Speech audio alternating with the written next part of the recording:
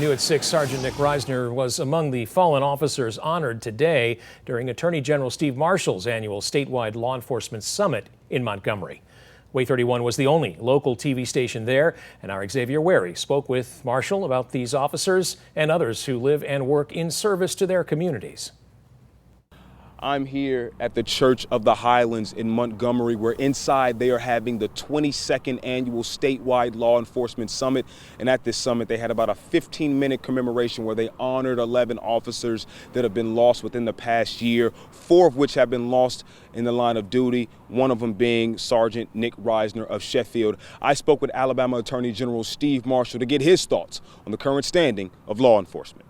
It's clearly our hope that they come here today recognizing the important role that they play in our communities. Steve Marshall, the Alabama Attorney General, says the summit is one of his favorite days.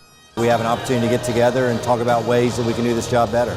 It's a line of work that sometimes involves the ultimate sacrifice. We've seen 4 officers shot in less than 2.5 weeks in Alabama, like Sergeant Reisner. Marshall strongly believes members of law enforcement are specifically being targeted. I think it's clear that violence is being directed to law enforcement. I asked Marshall for his opinion on if the justice system failed Sergeant Reisner by letting his accused killer, Brian Martin, out of prison early for good behavior. When we see that there are individuals that are violent offenders on the streets too early, I think that's something our legislature ought to examine and see whether or not it's something we can correct.